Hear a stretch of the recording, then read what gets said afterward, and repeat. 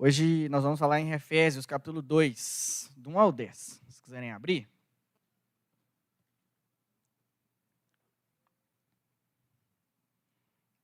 Efésios 2, do 1 ao 10.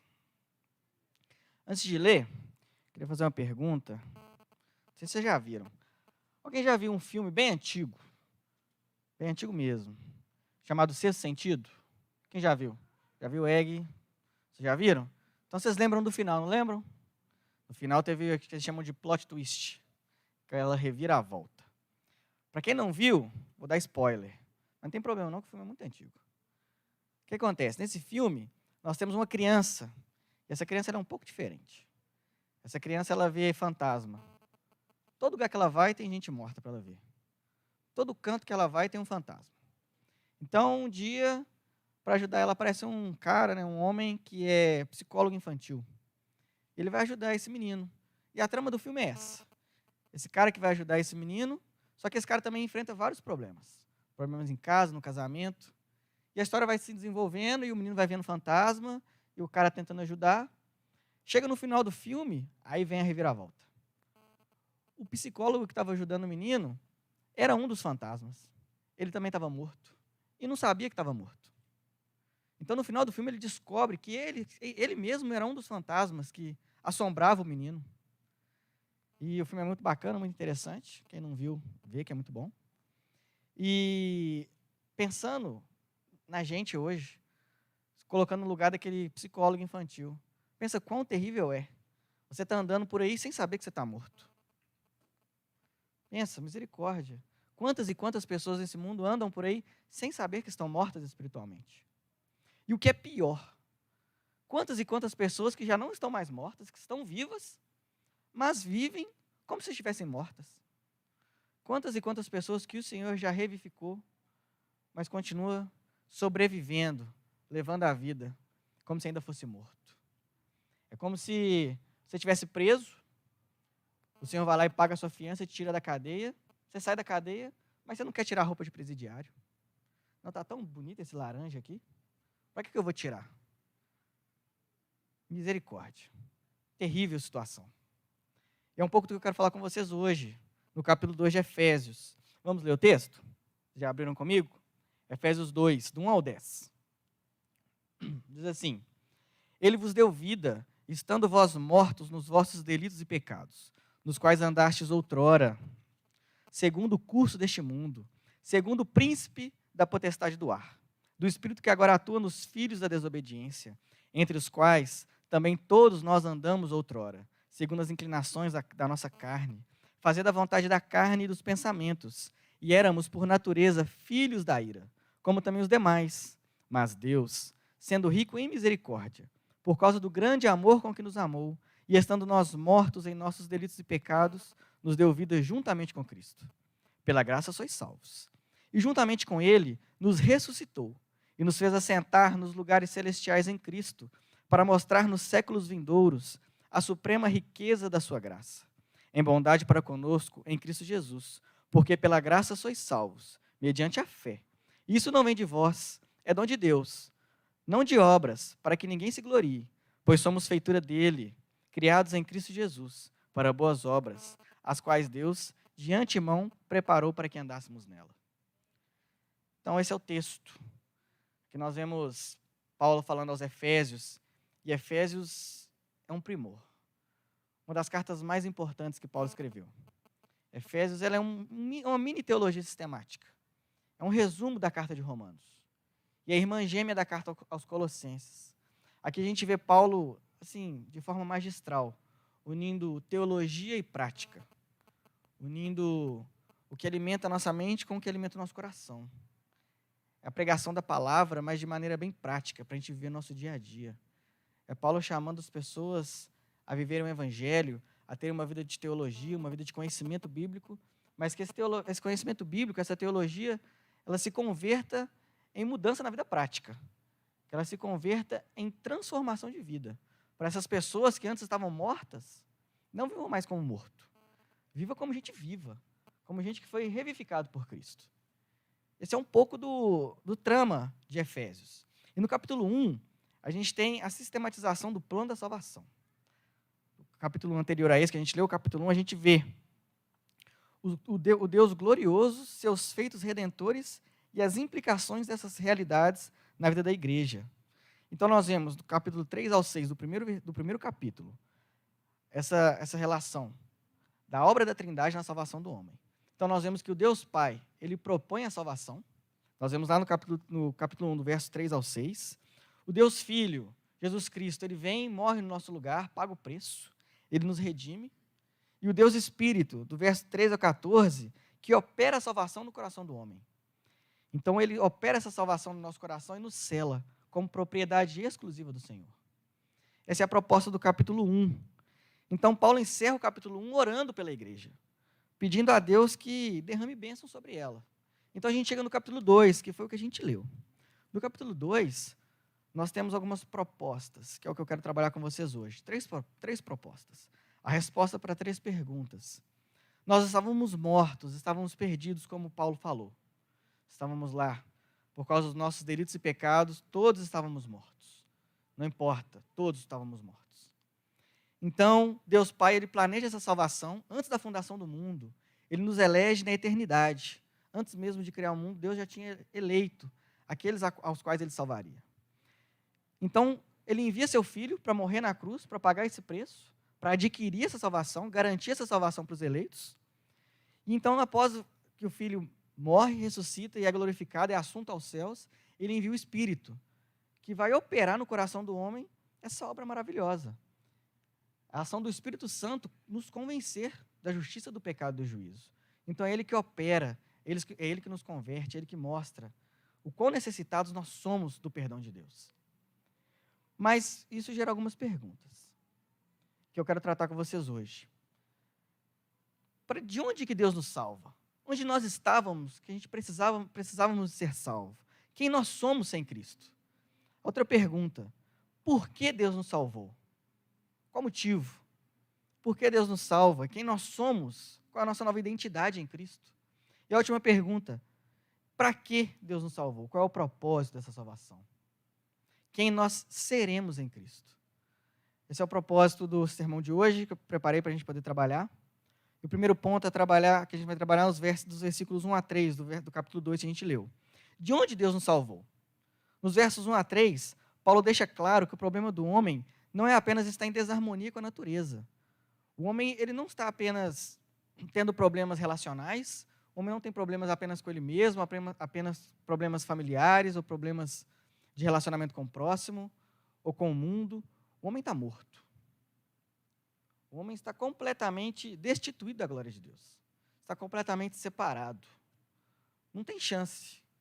O homem não tem o que fazer, está completamente morto. Já nasce com esse espírito morto.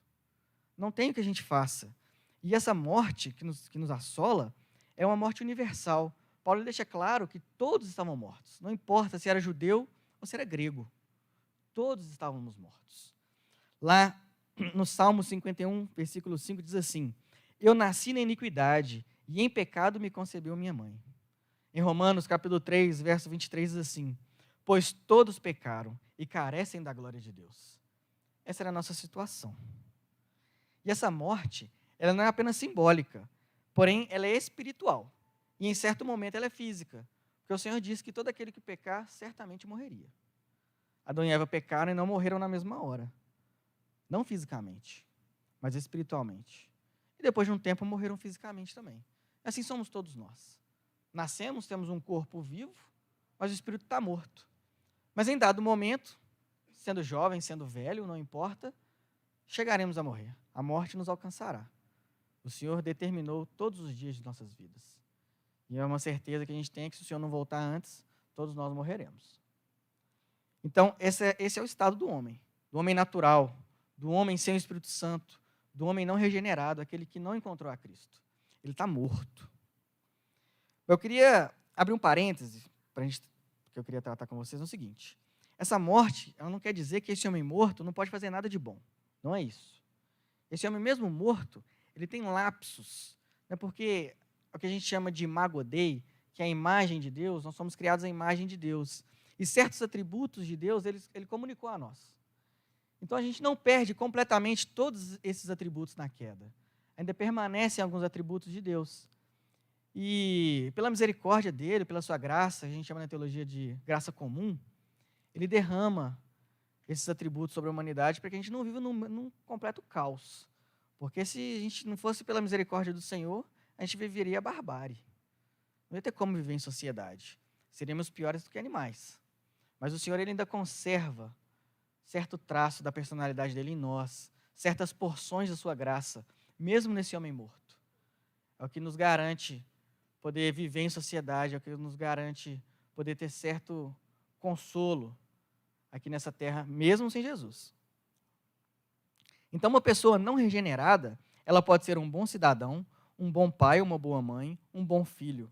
Mas essa morte espiritual, ela impede esse homem de ter um relacionamento com Deus. E, portanto, esse homem morto, ele é incapaz de buscar a Deus e ter desejo pelas coisas espirituais. Ele pode até fazer umas coisas boas, pode até ajudar ali, fazer uma caridade, obedecer às leis, mas por desejo próprio, ele não quer buscar a Deus. Ele vai buscar a Deus em outras coisas, em ídolos, nos desejos da carne, naquilo que traz consolo para o coração dele, mas se o Senhor não se achegar a ele, ele jamais vai encontrar o Senhor. Esse é o estado da humanidade. O homem morto, espiritualmente morto e, portanto, separado de Deus, ele está cativo dos poderes dominadores deste século. E quais são esses poderes dominadores do século? Os poderes dominadores deste século, vou tratar com vocês, o primeiro deles é o mundo. Mas quando eu falo mundo, eu não falo planeta Terra. Eu não falo a natureza criada por Deus. Quando eu falo mundo, eu falo esse sistema de coisas. Esse sistema que governa a humanidade. O sistema que nos oprime, o sistema que traz tantas pressões para a gente. Podem ser pressões políticas, sociais, espirituais, econômicas, morais. Tantas coisas que nos oprimem, tantas coisas que nos afastam de Deus. Esse é o mundo. O mundo, para deixar bem claro, ele pode ser comparado com a correnteza de um rio, que vai fluindo, e o ser humano morto, aquele que está separado de Deus, é como aquelas toras de madeira que vão descer no rio.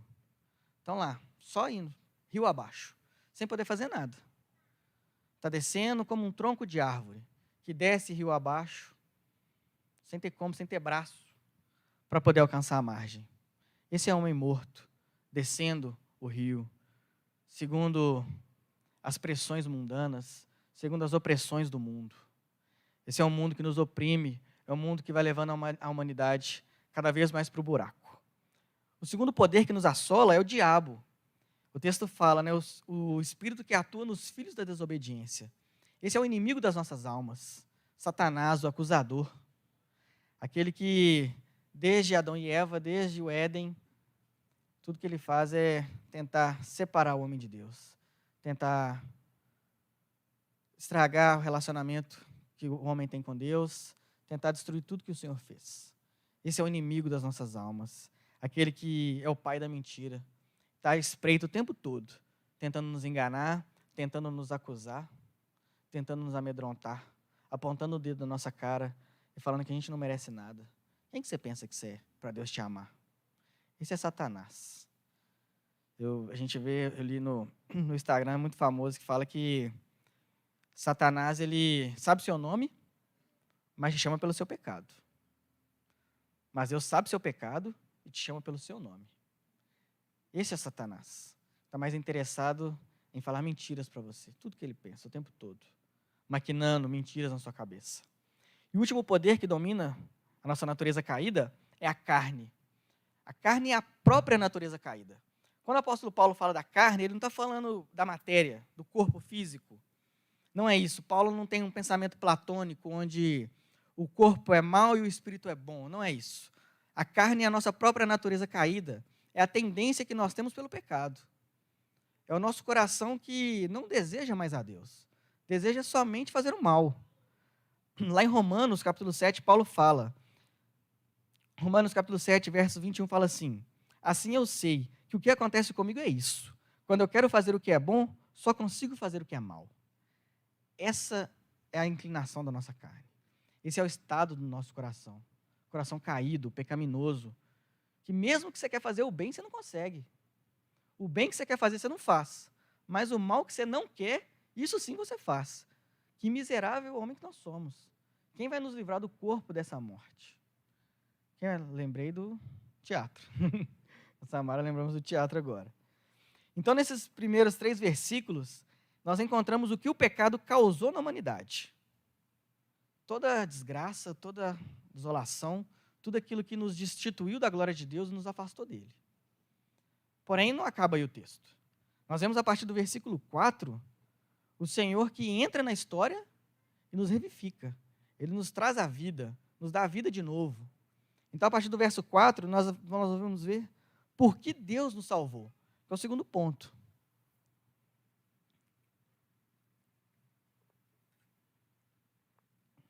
Então, na primeira parte, no dos versículos de 1 a 3, nós vemos Paulo fazendo um apanhado da condição humana.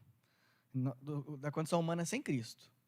Então, esse homem, sem Cristo, ele está morto, e morto ele permaneceria, se Cristo não entra na história. Se Jesus não entra, se Jesus não entra na história, invade a história para resolver nosso problema, todos nós continuaríamos mortos. Porque morto está, morto fica. O tronco de árvore que desce o rio, se ninguém puxar ele, ele continua descendo. Não pode fazer nada. O que o tronco de árvore pode fazer por si mesmo? O que um morto pode fazer por si mesmo? Nada. Mas nós temos um Deus que é rico em misericórdia. Um Deus que nos amou, mesmo quando éramos inimigos dele. Mesmo sem merecer nada, ele nos amou. E enviou seu filho para pagar o preço. Então, a partir do verso 4, nós vemos lá. Nós lemos assim: mas Deus, sendo rico em misericórdia, por causa do grande amor com que nos amou, nos deu vida juntamente com Cristo. Então, aqui Deus mostra a sua natureza. Deus é amor. Então, nós temos a capacidade de amar porque Ele próprio é amor. Aquilo que eu falei, Ele nos comunica essa capacidade de amar porque Ele é amor. É um dos seus atributos comunicáveis. Ele comunicou a nós essa capacidade de amar porque Ele é o próprio amor. Então, porque Ele nos amou primeiro, agora nós também o amamos. Então, quando nós não éramos amáveis, quando a gente ainda não tinha condição de amar, quando nós não merecíamos amor, Ele nos amou primeiro. Então, esse amor invade a história, morre numa cruz, completamente humilhado, para poder nos revivificar. E nós estávamos mortos, morto não ama, morto não sente, morto não reage. Assim era a nossa situação, mas Deus nos amou e nos deu vida, e vida juntamente com Cristo. Essa é a nossa vida agora, porque pela graça de Deus nós somos salvos, salvos para a vida, mas não salvos para qualquer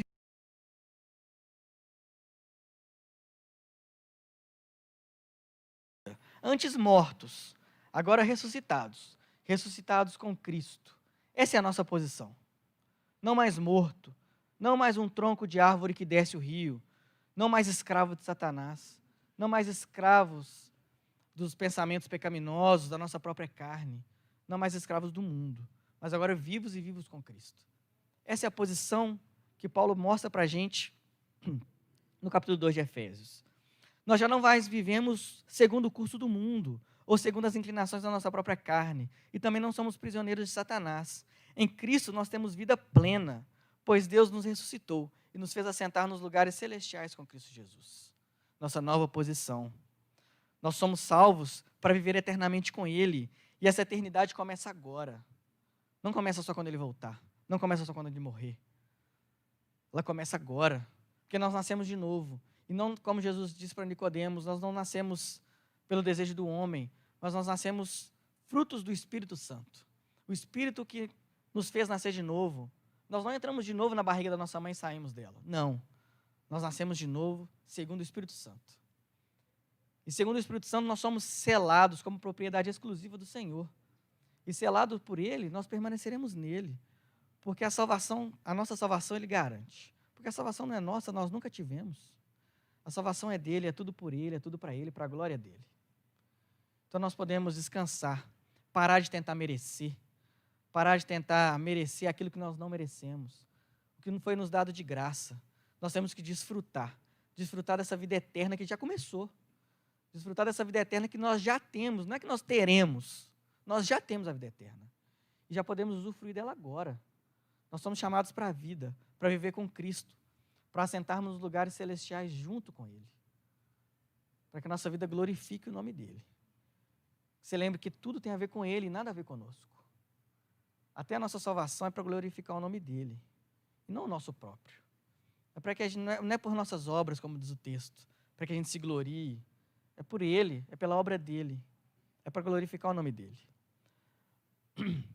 Então, fomos salvos para viver eternamente com ele. Salvos pela graça de Deus mediante a fé. Mas não é qualquer fé. A fé que nos salva não é uma fé em qualquer coisa. Não é fé na fé, não é fideísmo.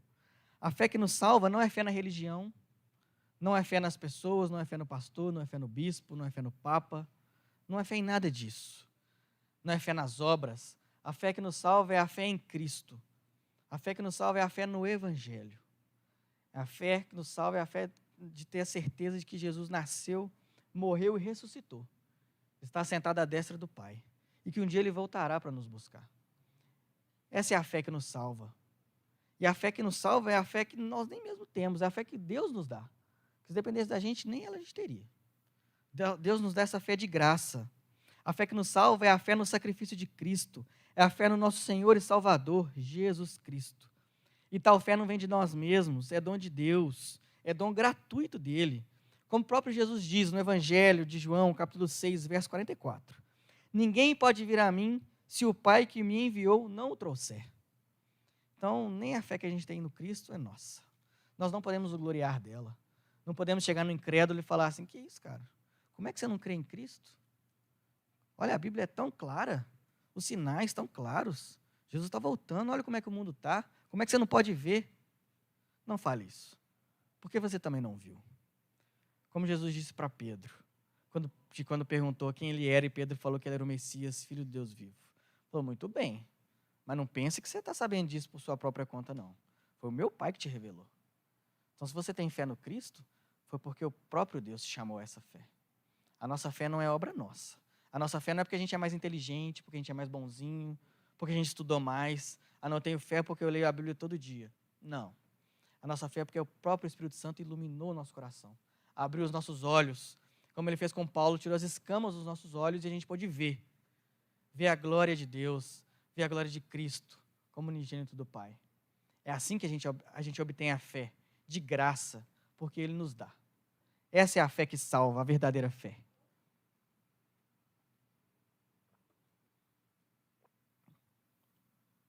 Então Deus mostra toda a sua intenção em salvar pecadores. Então a gente volta lá para o capítulo 1 de Efésios, no versos 11 e 12, diz assim, nele, digo, no qual fomos também feitos herança, predestinados, segundo o propósito daquele que faz todas as coisas, conforme o conselho da sua vontade, a fim de sermos para o louvor da sua glória, nós, os que de antemão esperamos em Cristo.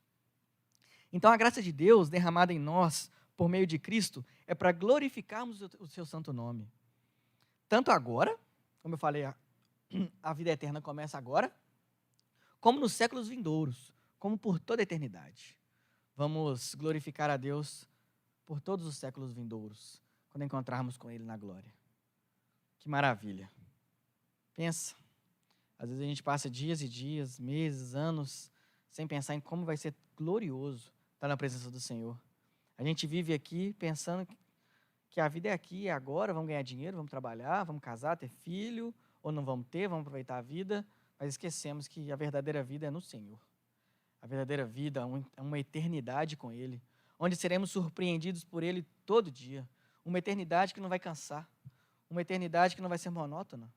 Pensa, um Deus infinito, que nem mesmo a infinidade do tempo vai nos fazer conhecê-lo em sua plenitude. Nós vamos passar a eternidade inteira conhecendo a Deus e nos maravilhando nele, conhecendo coisas novas, porque nem a eternidade inteira vai ser suficiente para conhecer tudo sobre ele. Pensa em coisa tão maravilhosa que é isso. Conhecer a Deus e seguir conhecendo ele durante toda a eternidade. É para deixar a gente arrepiado com a grandeza do nosso Deus. Deixar a gente arrepiado com quão maravilhoso é o Deus que a gente serve, quão grande ele é. Então a gente viu de onde Deus nos salva e por que Deus nos salva. Mas ainda falta responder uma última pergunta. Para quê? Qual o propósito? Para que Deus nos salvou? Qual que é o propósito dessa salvação? Então, no verso 10, o apóstolo Paulo diz, pois somos feitura dele, criados em Cristo Jesus. Então agora o homem redimido por Cristo tem uma nova natureza. Nós somos criados em Cristo Jesus para vivermos na prática de boas obras. Boas obras essas que o Senhor preparou de antemão para que a gente vivesse nelas. Então, nós não somos redimidos pelas boas obras. Vamos deixar bem claro. Nós não somos salvos pelas obras. Nós somos salvos para as obras. A nossa salvação é o motor que produz boas obras. É o combustível. É aquilo, é a engrenagem que faz girar a nossa vida. É da salvação, é o evangelho que produz todas as boas obras. Nós não fazemos boas obras para sermos salvos, não. Nós somos salvos e o resultado dessa salvação é a vida em prática de boas obras. Nós temos que ter isso bem claro em nossa mente, que as boas obras que praticamos não é para sermos salvos, é porque nós já fomos salvos. Então nós passamos da morte para a vida, vida em Cristo, vida de boas obras. Obras tais que o próprio Deus preparou de antemão para que a gente andasse nela. Então a vida cristã, ela tem propósito. Já não somos guiados pelo mundo, e sim pelo Espírito Santo. Já não somos mais aquela madeira, aquele tronco de árvore que desce o rio. Não, agora a gente está vivo. Agora a gente pode nadar. Podemos sair do rio que vai para a morte. Agora nós podemos sair dele. Podemos viver para Jesus. Podemos glorificar o nome do nosso Deus. Porque nós estamos vivos. Agora a gente tem braço, perna para nadar. Saímos do rio. Agora nós temos Cristo. Então, essa vida cristã, ela deve, de fato, ser evidenciada pelas boas obras. Já que nós temos o Espírito Santo, já que a gente diz que nasceu de novo, esse Espírito Santo tem que ser evidenciado. Como que você disse que tem o Espírito Santo? Desse jeito. Você continua vivendo como morto. Que tronco de árvore é esse que diz que tem o Espírito Santo? Descendo o rio, indo direto para a morte, indo direto descer a cachoeira. Esse tronco de árvore me parece meio estranho. Parece. Então,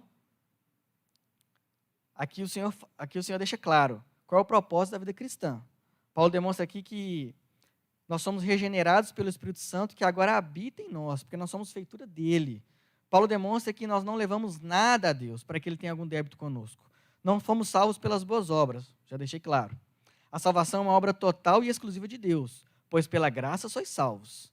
Então a gente tem um homem morto que foi salvo e regenerado pela graça de Deus. Separado e capacitado para viver na prática de boas obras. O Spurgeon diz sobre a graça. Ele fala assim, a graça que não muda a minha vida não vai salvar minha alma. Então essa graça barata, né, que o Bonhoeffer fala, essa graça que não transforma a nossa vida, de fato não parece ser de verdade a graça. Se ela não muda a minha vida, ela não pode salvar minha alma. Porque não é de fato a graça. Citando o Bonhoeffer, ele faz um comentário a respeito de 1 Coríntios 6,20, diz assim, porque fostes comprados por preço. E Bonhoeffer fala assim, e portanto, não pode ser barato para nós o que custou caro para Deus. Porque para nós foi de graça. A salvação é de graça. Porém, não foi barato para Deus. Custou o que ele tinha de mais caro. A vida do seu filho. Então, não viva de forma banal. Não trate como barato aquilo que custou tão caro para o nosso Deus. Custou a vida do seu próprio filho, aquele que ele tinha de mais precioso. Para nós, de fato, foi de graça. Mas para Deus não foi. Citando Bonhoeffer novamente, ele diferencia a graça barata da graça preciosa. Ele fala assim, a graça barata é a graça que nós dispensamos a nós próprios. A graça barata é a pregação do perdão sem arrependimento. É o batismo sem disciplina de uma congregação. É a ceia do Senhor, sem confissão de pecados. É a absolvição sem confissão pessoal. A graça barata é a graça sem discipulado. A graça sem a cruz. A graça sem Jesus Cristo e encarnado. Essa é a graça barata. Agora tem a graça preciosa, aquela que salva a nossa alma. A graça preciosa, Bonhoeffer diz a respeito dela o seguinte, a graça preciosa é o tesouro oculto no campo, por amor do qual o homem sai e vende com alegria tudo quanto tem. A pérola preciosa, a qual o comerciante se desfaz de todos os seus bens para adquiri-la. O governo régio de Cristo, por amor do qual o homem arranca o olho que o escandaliza. O chamado de Cristo, o qual, ao ouvi-lo, o discípulo larga suas redes e o segue. É para isso que Deus nos chama para a vida. Não qualquer vida, mas vida nele e vida com ele. Vida plena, vida santa, vida de comunhão com aquele que nos amou quando a gente ainda não merecia amor. Aquele que nos amou quando ainda éramos seus inimigos. Esse é o propósito da vida cristã. É para isso que Deus nos chama da morte para a vida. Estávamos mortos, agora estamos vivos, vivos em Cristo. Vivo para viver nele, vivo para viver por ele. Essa é a graça preciosa que transforma radicalmente a nossa vida. Por isso nós chamamos de conversão quando encontramos a Cristo. A conversão é porque a gente estava indo para esse caminho, mas nós somos convertidos, agora nós vamos para esse, completamente diferente. Íamos para a esquerda, agora vamos para a direita. Íamos para lá, agora vamos voltar para cá. Isso é convergir, isso é mudar de rota, mudar de caminho. Essa é a conversão, é a ação da graça preciosa, da graça que salva a nossa alma, da verdadeira fé, a fé que o Espírito Santo derramou no nosso coração. Essa é a ação de Deus, é para isso que Deus nos chama. E para concluir, o que a gente aprende disso tudo? Então nós falamos a respeito do estado inicial do homem morto sem Cristo, e de como nós somos chamados dessa morte para a vida, por meio da graça e misericórdia do nosso Salvador. Citando o mestre Hernandes Dias Lopes, ele fala a respeito da carta aos Efésios, ele diz assim: na carta aos Efésios, o apóstolo Paulo une de forma equilibrada doutrina e vida, teologia e ética. A teologia é mãe da ética, e a ética é filha da teologia. A vida decorre da doutrina, e a doutrina é o fundamento da vida. Não podemos glorificar a Deus com a plenitude da nossa cabeça e com o vazio do coração. Conhecimento sem vida é orgulho estéril, e vida sem conhecimento é experiencialismo vazio. Precisamos ter a mente cheia de luz e o coração inflamado pelo fogo. É isso que Deus nos chama, para esse tipo de vida, para ter uma mente boa, iluminada por boa teologia, bom conhecimento bíblico, avançarmos em conhecimento do Senhor, mas isso junto com prática, com o coração inflamado, com o coração desejoso por agradar ao nosso Deus, por um coração que está disposto a abrir mão de tudo aquilo que não agrada ao Senhor, por um coração disposto a servi-lo. É como Hernandes diz: conhecimento sem prática não adianta nada, e prática sem conhecimento é bem suspeito. Então nós temos que unir as duas coisas, teologia e vida, conhecimento e prática, vivermos o Evangelho, não apenas de boca, mas de vida, não apenas de leitura bíblica, mas de viver a palavra, de viver aquilo que o Senhor nos chamou para viver, viver como gente viva, não como gente morta, não como se estivesse morto, como se estivesse vivo, como gente que saiu da cadeia, não como gente que sai da cadeia e continua com a roupa laranja, continua como se fosse preso, como se fosse presidiário. Não, você foi livre, você foi libertado. O Senhor te libertou. Você não tem mais algema, você não está mais preso. Você pode viver sua vida livre, em liberdade. O Senhor te chamou para isso, para viver em liberdade.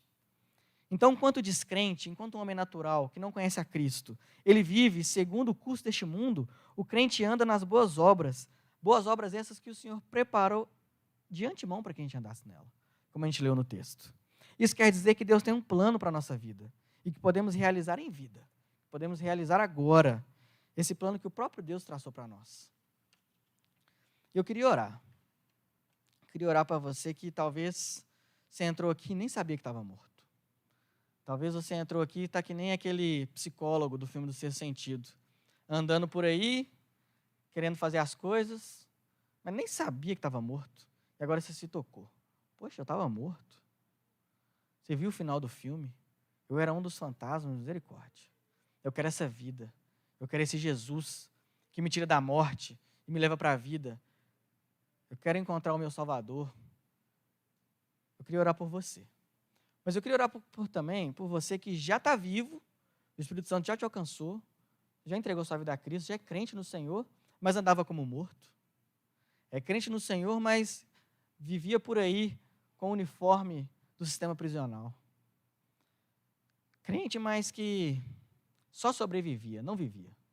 Sobreviver é diferente de viver. Andava por aí como se ainda tivesse morto.